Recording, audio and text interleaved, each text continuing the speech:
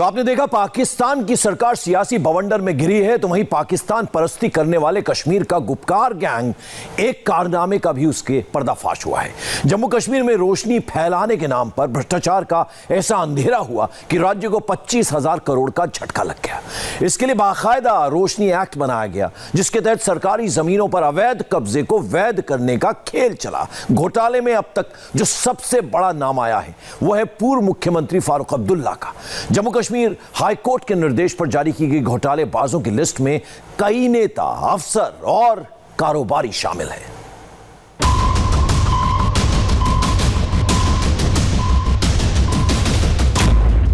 Gupkar gang का एक और कारनामा, घर घर रोशनी का बहाना।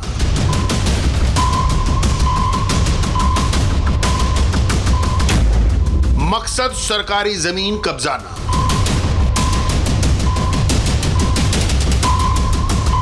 जम्मू कश्मीर में सरकारी जमीन पर कब्जा करने के लिए वहां के नेताओं, अधिकारियों और कारोबारियों ने एक विशाल स्कैम को अंजाम दिया।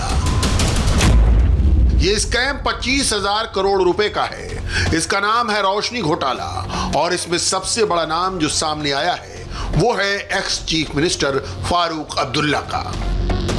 फारूक अब्दुल्ला जो जम्मू कश्मीर के लिए जान दे देने का दावा करते हैं, जिनकी 3 पुश्तें जम्मू कश्मीर पर राज कर चुकी हैं, वो जम्मू कश्मीर का स्पेशल स्टेटस यानी आर्टिकल 370 और 35A दोबारा बहाल होने तक न मरने की कस्में खा चुके हैं। उन्हीं फारूक अब्दुल्ला पर जम्मू से श्रीनगर तक सरकारी जमीन कब्जा करने के गंभीर आरोप लगे हैं। फारूक अब्दुल्ला पर आरोप है कि उन्होंने श्रीनगर में 3 कनाल यानी करीब 16,000 वर्ग फुट सरकारी जमीन कब्जा कर ली। आज इसकी कीमत करोड़ों में बताई जा रही है। इसी तरह फारूक अब्दुल्ला ने जम्मू के सुंजवान में करीब 7 कनाल यानी करीब 38,000 वर्ग फुट सरकारी जमीन पर कब्जा किया हुआ है और यहां अपनी निजी प्रॉपर्टी बना ली है। आज इस जमीन की कीमत करीब 10 करोड़ रुपए बताई जा रही है। जनाब फारूक अब्दुल्ला और उनके परिवार से संबंधित है और वो ये है कि उन्होंने कश्मीर जम्मू में सुजवान इलाके में बहुत ही सरकार की और फॉरेस्ट लैंड इंक्रोच कर रखी है और उन्होंने जो अपना प्राइवेट मकान बनाया है वो भी स्टेट लैंड और फॉरेस्ट लैंड पर है। 98 में फारूक साहब ने 3 कनाल जमीन खरीदी कई लैंड ओनर से, लेकिन खरीदा 3 कनाल, कब्जा किया 7 कनाल और जो 7 कनाल था वो सरकारी जमीन और फॉरेस्ट की जमीन थी। जो फारूक अब्दुल्ला की सिस्टर हैं Suraiya Mattu, wife of doctor Ali Mattu, वो भी रोशनी कानून में 3 कनाल 12 मारा लैंड की बेनिफिशियरी है। ये तो हुई परिवार के मामले में, इन्फ्लुएंशियल लोगों के मामले में। ये जो शेर कश्मीर भवन जो बना है वो भी नेशनल कॉन्फ्रेंस इसी रोशनी एक्ट के अंतर्गत जो जमीन मिली है उस पर बनवाया है।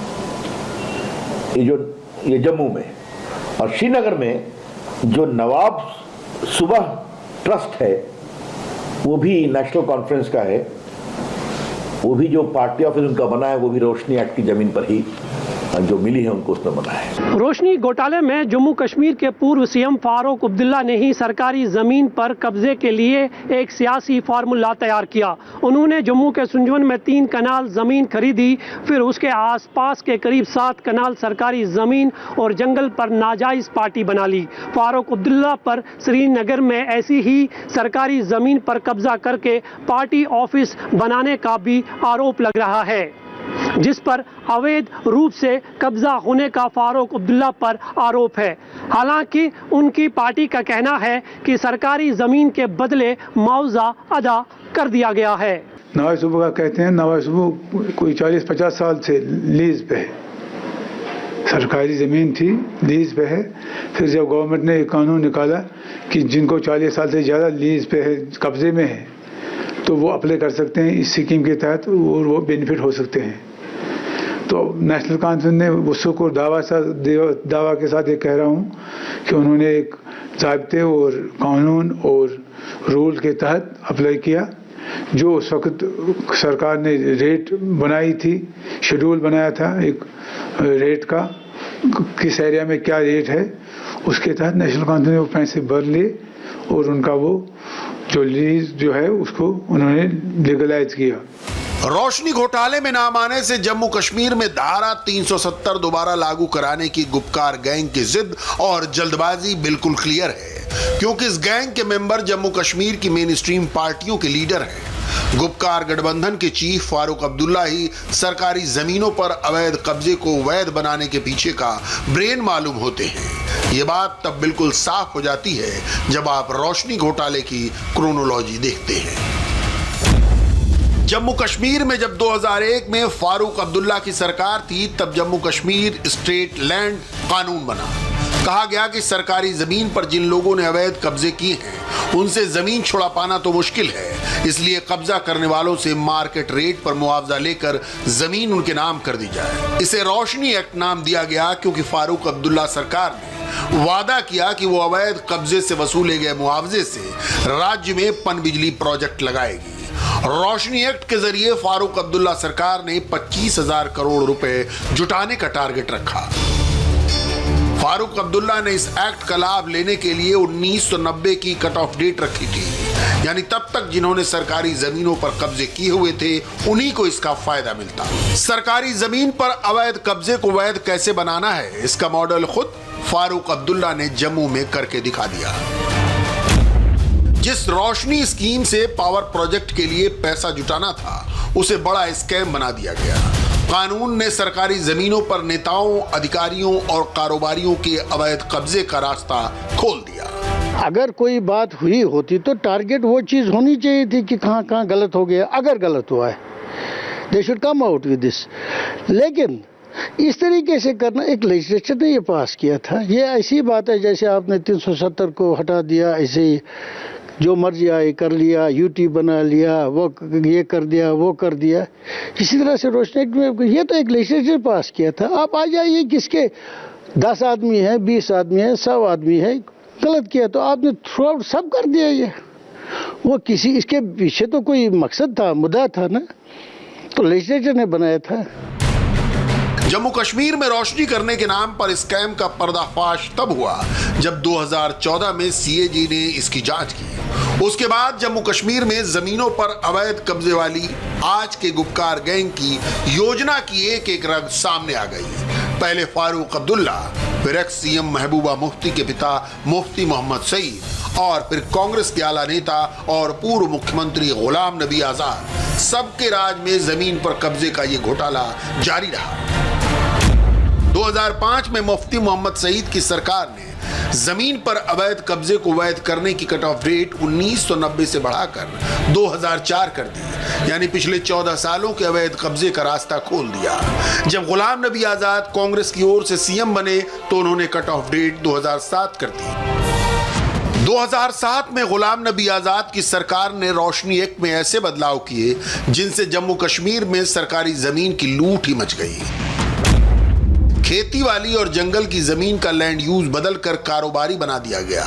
खेती की जमीनें कमोबेश मुफ्त में ही अवैध कब्जा करने वालों को दे दी गईं। शहरों की बेशकीमती सरकारी जमीनें औने पौने दामों में कब्जा करने वालों के हवाले कर दी गईं। जम्मू कश्मीर में जमीन की ये लूट कितनी भयंकर थी, इसका अंदाजा आप इसी बात से लगा सकते हैं कि जिस स्कीम से 25,000 करोड़ जुटाए जाने थे, उससे वर्ष 2007 से 2013 के बीच केवल 76 करोड़ रुपए सरकारी खजाने में आए। हाई कोर्ट के निर्देश पर जिन 400 लोगों के अवैध कब्जों की लिस्ट जारी हुई, उनमें श्रीनगर का सिटी वॉक मॉल, हब्सन building, hotel Broadway, hotel Radisson, hotel Ruby और रेजिडेंसी होटल शामिल हैं। आरोपों के घेरे में आने वालों में फारूक अब्दुल्ला का नाम तो है ही, कई कारोबारियों और अफसरों के नाम भी शामिल हैं। साहब, एक तो पहले मैं ये क्लैरिफाई करना चाहूँगा कि ये कोई स्कैम नहीं है, ये गवर्नमेंट का। देखिए, पहले तो मैं साफ करना चाहूँगा कि ये कोई घोटाला नहीं है। लेजिस्लेचर, ये सरकार ने नीति बनाई, विधानसभा ने इसे पास किया विधानसभा के पास करने के बाद लोगों को इस योजना में भाग लेने के लिए आमंत्रित किया गया। हमारी तो अभी 60 साल की लीज बाकी थी, इसके बावजूद हमने मालिकाना हक हासिल करने का विकल्प चुना। ये नीति सिर्फ जम्मू कश्मीर तक सीमित नहीं है, ये दिल्ली में हो चुका है, गुजरात, राजस्थान और महाराष्ट्र में भी ऐसा हुआ है।